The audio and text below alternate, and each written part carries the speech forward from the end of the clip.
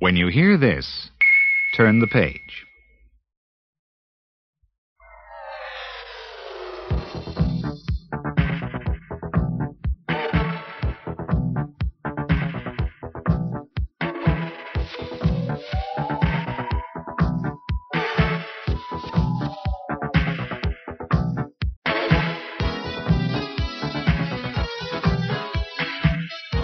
The Ghostbusters.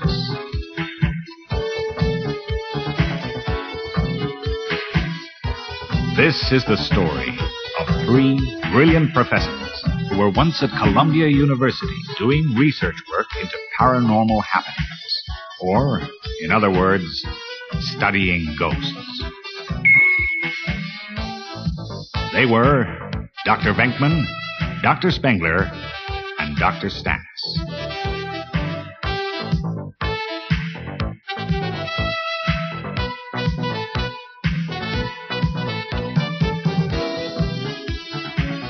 One afternoon, in the New York Public Library, 10 people witnessed a free-floating, full-torso, vaporous ghost. It blew books off shelves and scared the daylight out of the librarian. Oh, dearie me! Oh, my stars! Oh, heavens! The three professors were asked if they could do something about it. Dr. Stantz led them down into the dark, musty library basement, where a pile of books flew across and hit them. Dr. Venkman frowned. I don't like this spook's sense of humor. However, Dr. Spengler had seen a horrible, slimy substance over everything, and his extrasensory detector instrument was winking. "It's here," he murmured. They could see a woman sitting reading a book. Nothing unusual about that, except that she was floating 3 feet above the ground, and she was transparent. They jumped on her, went straight through her, and fell in a heap on top of each other. Then the woman changed into a huge, red, fire-breathing skull. The three heroes ran and ran until they found a taxi. Back at the university, several things happened to them. They decided they could now certainly catch a ghost, and even hold it indefinitely. The authorities, however, gave them the sack. So they decided to set up a ghost-catching company called Ghostbusters. Dr. Venkman and Spengler generously allowed Stantz to supply the money. They bought premises at an old fire station, hired a secretary, and advertised. They were in business. Their first client was Dana Barrett, who had been having trouble with her refrigerator. It had growled at her, which is unusual for a fridge, and when she had opened the door, the inside was a fiery inferno with shafts of light, swirling purple mist, and fantastic shapes, and more growls. Venkman promised to print it. The Ghostbusters got their first big case. A spook had invaded the Sedgwick Hotel. Jumping into their gleaming silver ectomobile, strobe lights flashing and sirens wailing, they headed towards the hotel.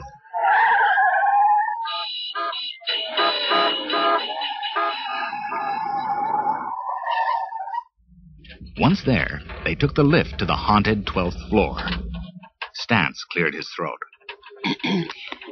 You know, we've never yet really tested this equipment. Spengler frowned. No use worrying about it now. Venkman shrugged. Sure, we've only got untried nuclear accelerators on our backs, no problem. Stantz ordered. Try them. They did, and the lift rattled hideously. The three Ghostbusters looked a bit worried, but on reaching the 12th floor and advancing down the corridor, they discovered it was full of smoke and weird sounds. Then they saw it, and they goggled at it. A vaporous green sack with a mouth floating above a food trolley, slurping scraps and leftovers into its wet, slobbering mouth. My, it is ugly. Stantz pointed his nuclear accelerator at the horrible blob. Freeze, slob face. But the blob turned, covered Venkman with slime, and swirled downstairs. The Ghostbusters caught up with it in the ballroom, where it was hovering in a vapor on the ceiling. Stance commanded. Visors down. Take aim. They pointed their nuclear accelerators at it, while it grinned down at them. Venkman fired and missed. The huge chandelier disintegrated and fell to the tables below. Wait! Spengler held his hand up.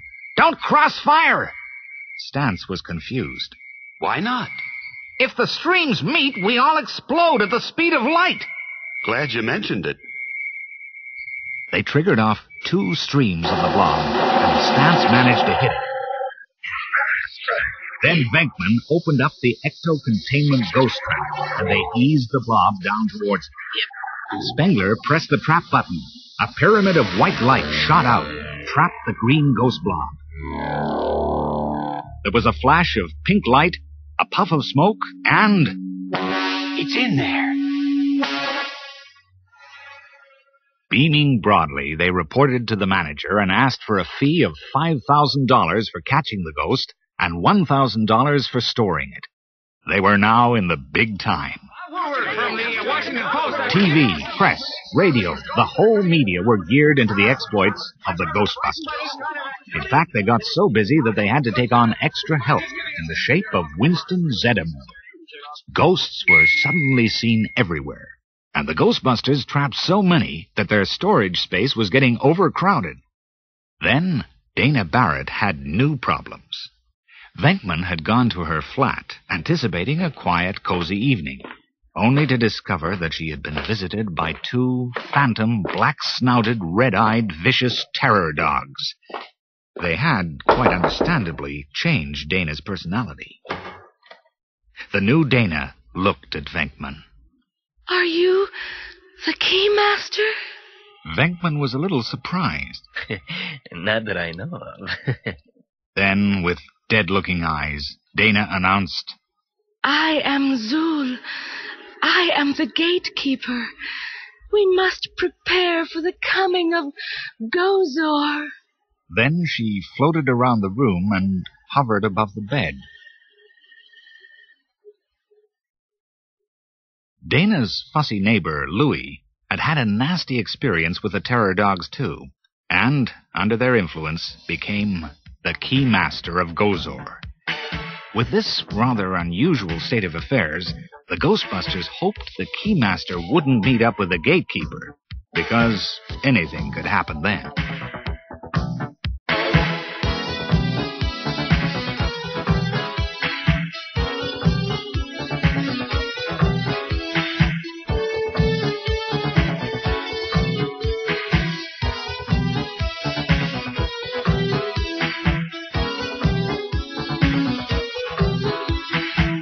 When the music stops, turn the cassette over.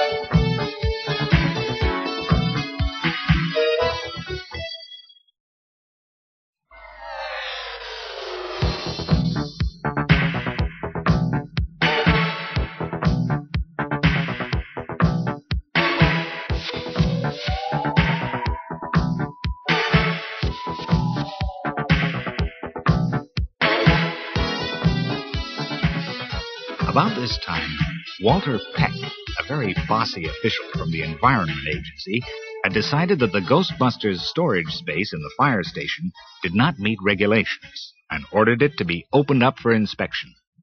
Spangler had objected. Mr. Peck, try to understand. The store is a high-voltage laser containment system. Turning it off will be like dropping a bomb on the city. Peck was stubborn. I'm not stupid. Turn it off.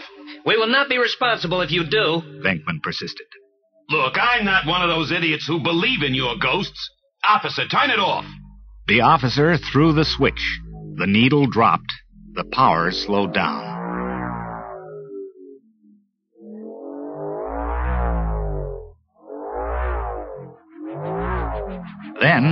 Just as Peck started to grin, the building started to shake, and from it emerged a thick, whining, rising, glistening, purple geyser of light, which erupted into a huge mass in the sky.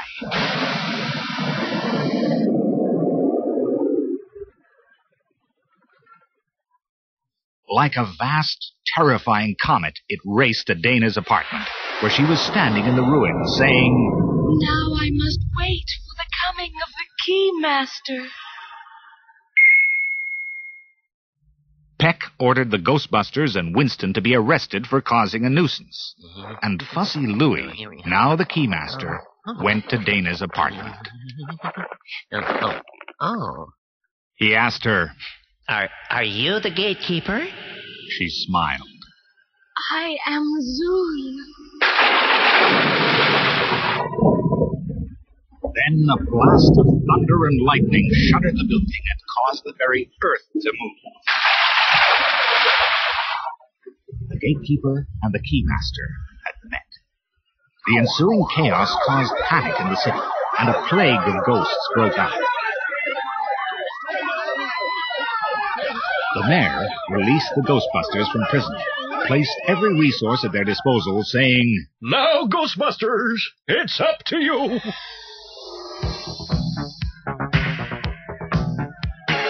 And so, with a National Guard escort and a cheering population, the Ghostbusters set off in the ectomobile to clear up the situation. They had a couple of minor mishaps to start with, like falling down an earthquake crack and nearly choking to death with spook fumes. But eventually, they climbed the 35 flights of stairs to Dana's room. Dana! There was no one there. Everything was demolished. So they went on up some stairs, which it appeared and led to the roof. There they saw the most incredible sight of their lives. Dana and Louie had transformed into terror dogs. Winston was just saying how he would like to emigrate to Australia, when a vivid white light glowed and a beautiful woman appeared and fondled the terror dogs. Stance whispered, "It's Gozor." Suddenly aware of their presence, she stared at them, and they quaked in their boots. Venkman asked Stance, Are you sure it's Gozor? We don't want to offend anybody. Stance called, Gozor! The Gozerian? Gozor answered, Are you a god? No. Then die! and she sent searing bolts of energy which pushed the Ghostbusters to the very roof edge. Venkman whispered, Next time, say you're a god. the Ghostbusters were angry now and unleashed all their weaponry at the apparition. In one pink flash, Gozor vanished, and the terror dogs turned into stone. Winston was pleased. We did it! We did it! Mm-hmm. Spengler paused. I'm not too sure. Spengler was right. There was a thunderclap, and a hideous voice was heard. Some creatures. Gozor, the Destructor, the Traveler has come. Choose in your minds how you will be destroyed. Choose! Venkman acted quickly. Don't choose anything. Make your minds a blank. My mind's a total void. The choice is made. No! Who? Stance confessed. Sorry, I couldn't help it.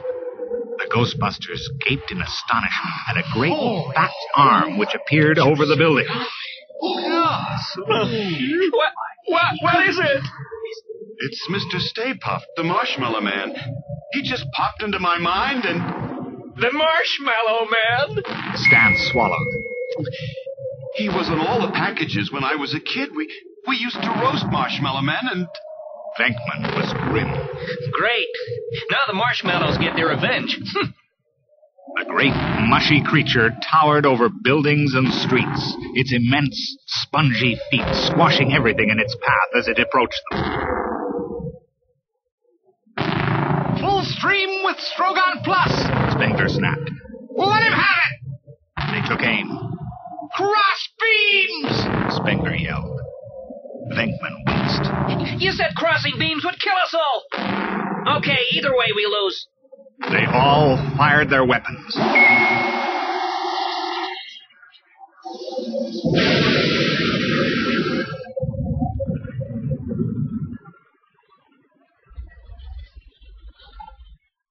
The result was not awful. It was ghastly. At the focal point of the cross beams, a searing globe of plasma obliterated the terror dogs and the building in a wave of heat and light.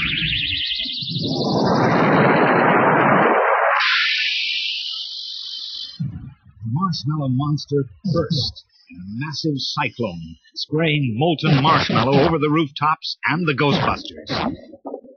But as they stood speechless, covered in sticky gunge, the sky opened up, and the flaming gas and carbonized ash was sucked straight up into the center of a whirlwind of air.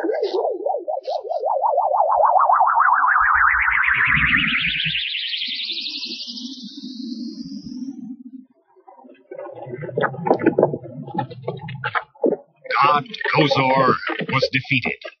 The Ghostbusters had won! Then, a faint scratching came from the charred terror dogs. Cracks appeared. Venkman tore them open, and Dana's face appeared bemused and blinking in the sunlight. Venkman freed her, while the others released a bewildered Louie from the other terror dog. As they all left the building, they were greeted by a deafening ovation from the populace, jubilant that the great ghost plague was over. Venkman waved back to the cheering crowd. He knew that one day in the future, these people would have more trouble with more ghosts and creatures that go bump in the night. And who will they call upon? Of course, the Ghostbusters.